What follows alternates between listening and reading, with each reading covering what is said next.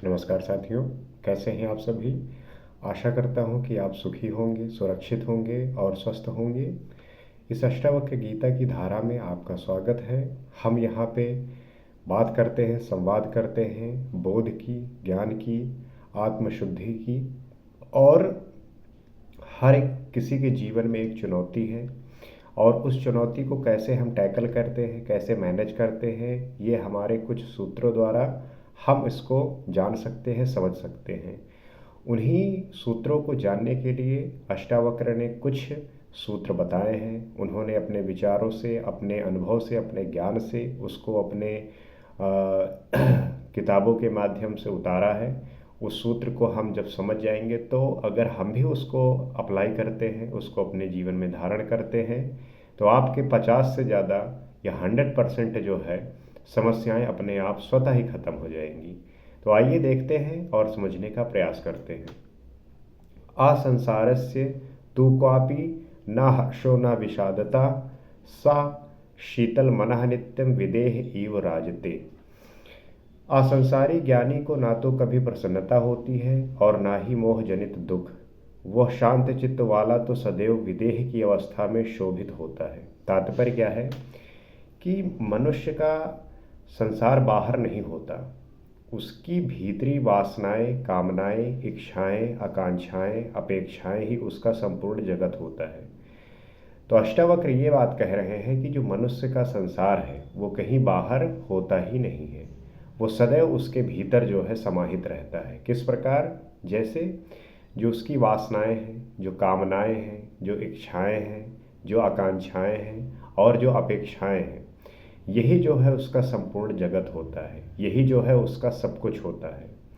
इन्हीं के द्वारा वो बाह्य जगत को देखता है। क्योंकि आपको पता है कि अगर आपके अंदर इच्छा नहीं होगी, आपके अंदर किसी भी वस्तु के प्रति कामना नहीं होगी, तो आप बाहरी संसार को कैसे देखोगे, कैसे उसको पाना चाहोगे। मान लीजिए आपकी आकांक्षा है, आपकी इच्छा है कि आपके पास गाड़ी आए, तो वो गाड़ी तो बाहरी आकर्षण है, बाहरी वस्तु है, जो आपको अंदर की जगत का जो ये इच्छा है उसकी पूर्ति करता है। तो ये जगत जो है बाहर नहीं है, आपके अंदर ही विद्यमान है। ये जो आपकी वासनाएं हैं और जो इन वासनाओं और इच्छाओं से आप कल्पना करते हैं, वही बाहरी वस्तु उसको पूर्ण करता है। तो और इन्हीं के कारण उसे हर्ष और विषाद की अनुभूति होती है। इन्हीं सब के कारण उसको या तो हर्ष मिलता है या तो विषाद मिलता है।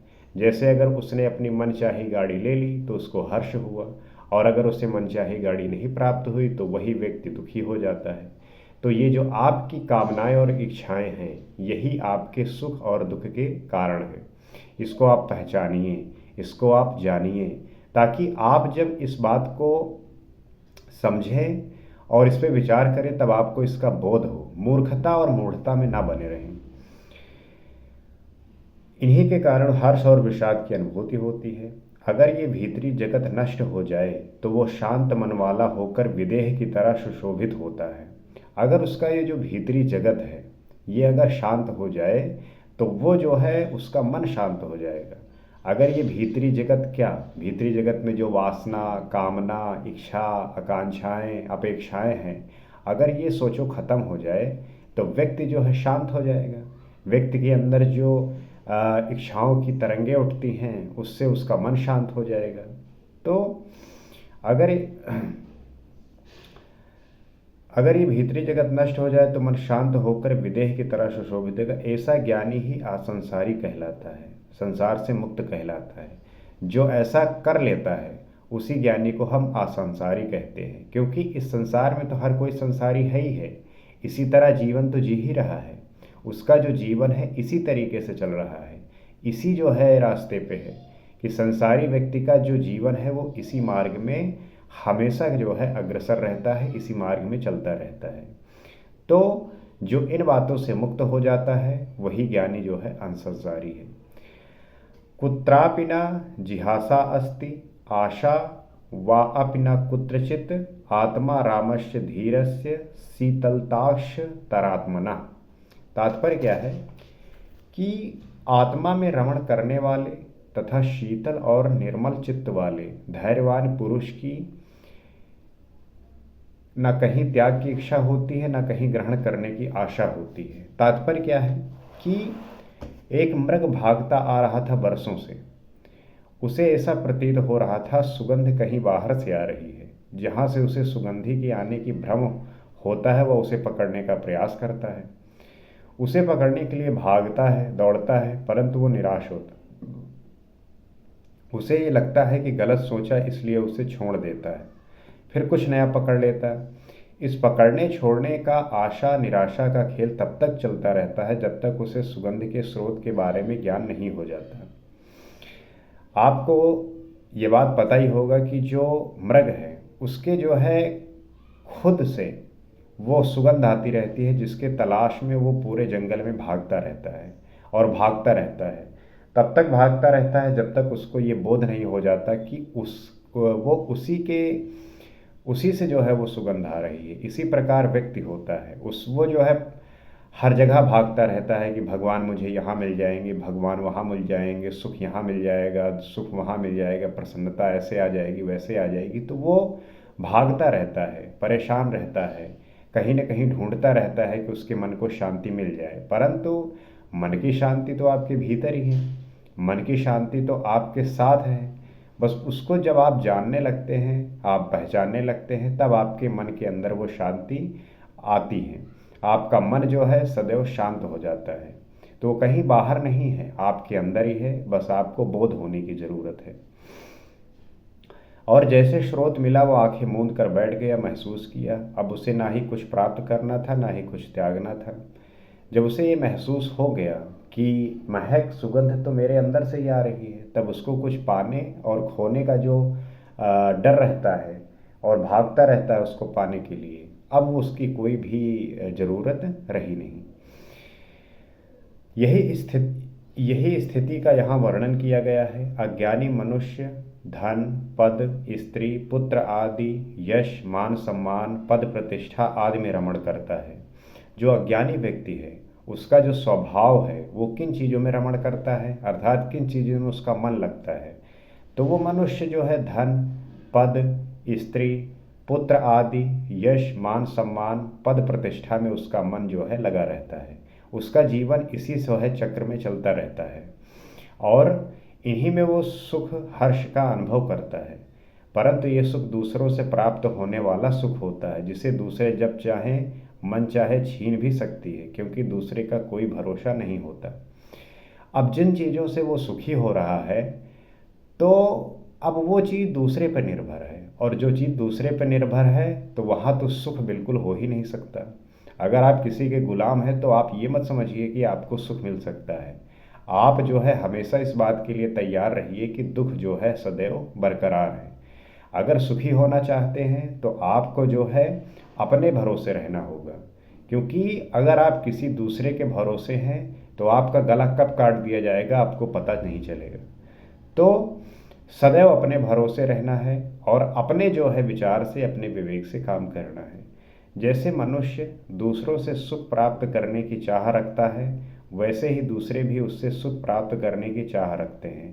परंतु ले तो सब लोग लेते हैं, लेकिन देना कोई नहीं चाहता। इसलिए लड़ाई झगड़ा शुरू हो जाता है, छीना झपटी शुरू हो जाती है। यहाँ पे सब कुछ लेने के लिए चल रहा है, कोई देना नहीं चाहता, क्योंकि हर कोई बस यही चाहता है कि ये भी मिल जाए, ये भी मिल जाए, ये हो जाए, वो हो जाए। बस भोग की लालसा में सदैव भागता रहता है। वो इस संसार की हर एक वस्तु को भोगना चाहता है, हर एक चीज़ को भोगना चाहता है, और इस चक्कर में जो है लड़ाई झगड़ा होता है, छीना झपटी होती है, और अलग अलग तरीके के कष्ट जो है लोग भोगते हैं, जिससे दुख और क्लेश होता है। जाहिर सी बात है कि जब इस परिस्थिति में व्यक्ति होगा तो उसको जो है दुख और क्लेश जो है हमेशा प्राप्त होने वाला है।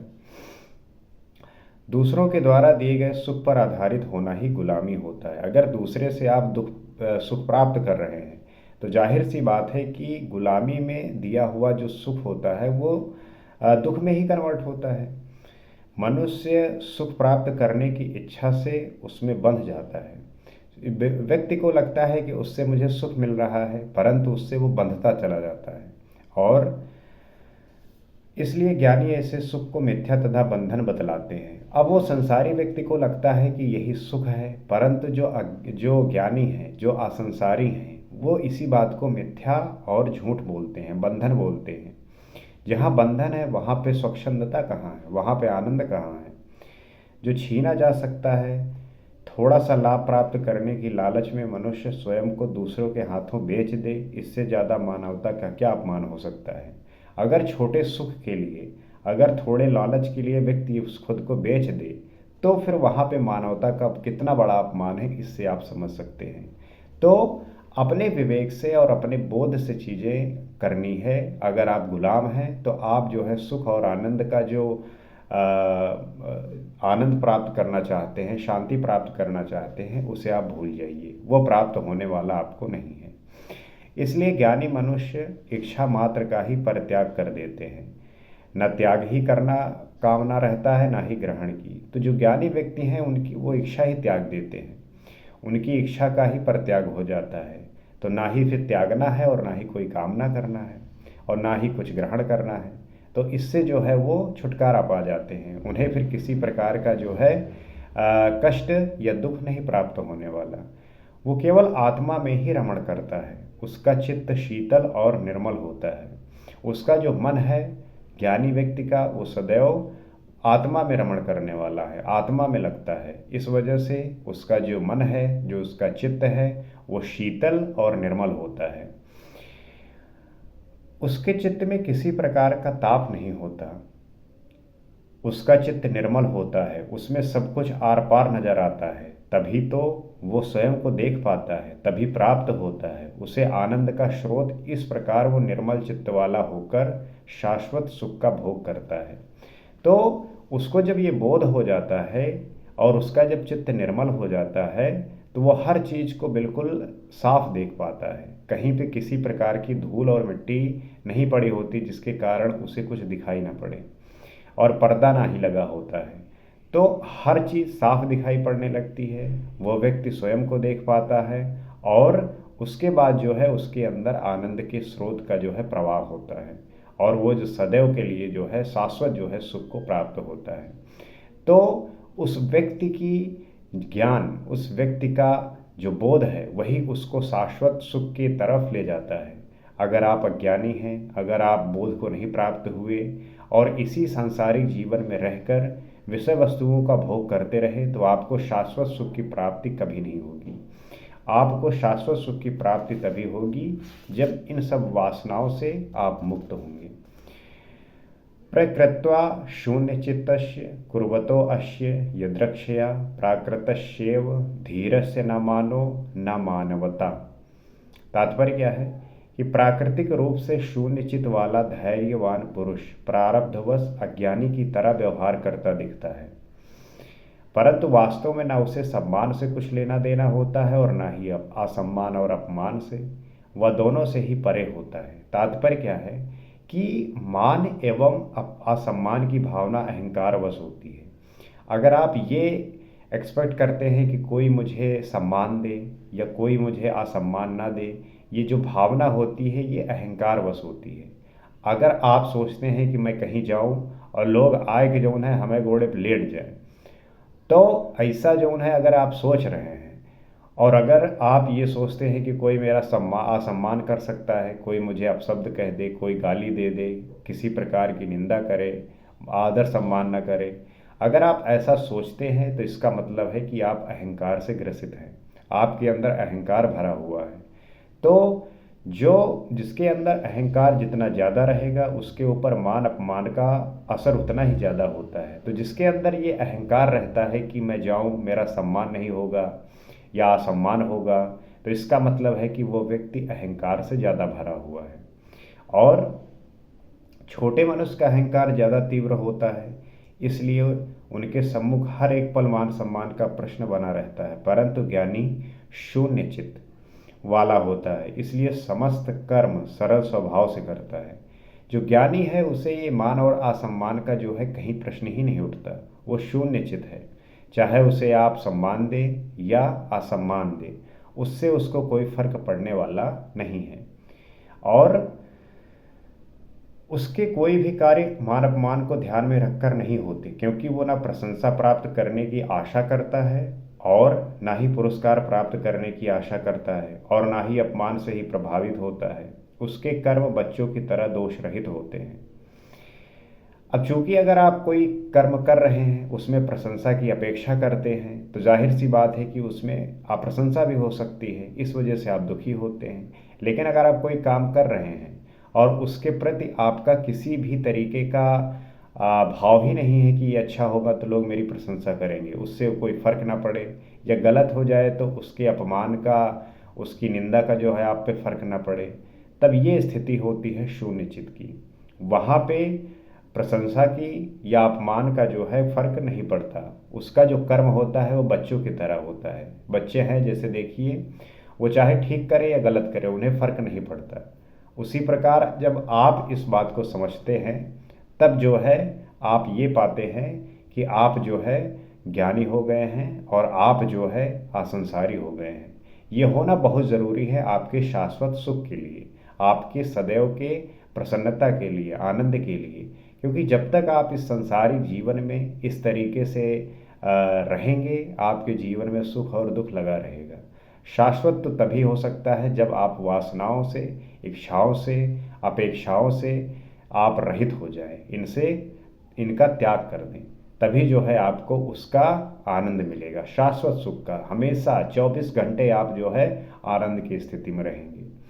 आप महसूस करते हैं, आप कुछ ना कुछ जरूर ऐसा करते होंगे जहाँ पे आपको बड़ा आनंद आता होगा। 24 घंटे में कुछ भी ऐसा आप सोचिए उसके बारे में और कमेंट में बताइए कि ऐसा आप क्या करते हैं कि जहाँ पर आपको सबसे ज़्यादा सुख मिलता है।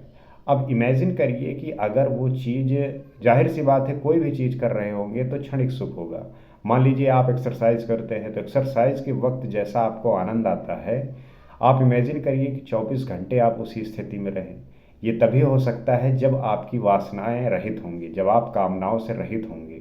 कामनाएं आपकी, इच्छाएं आपकी, जो अपेक्षाएं हैं, ये सब ये नाश होगा, इनका नष्ट होगा। तो तब वैसी स्थिति आपको आएगी कि आप 24 घंटा उसी तरीके से जिएंगे, वो आपका स्वभाव हो जाएगा।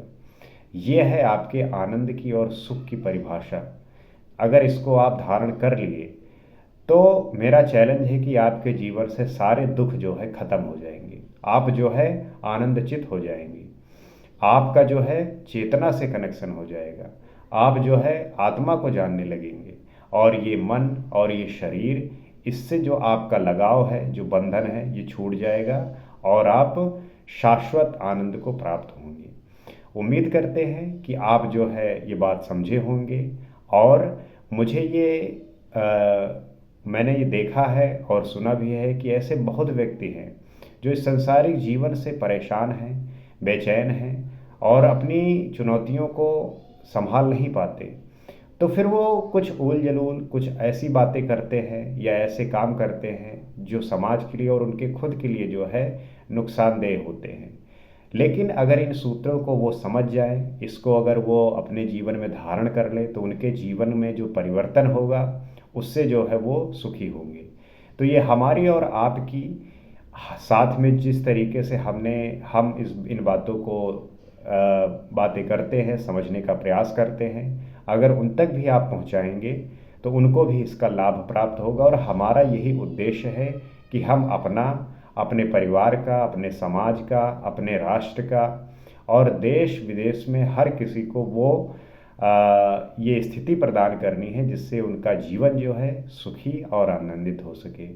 इसी अभिलाषा के साथ आपसे अगले एपिसोड में फिर मुलाकात होगी। आज के लिए इतना ही। नमस्कार।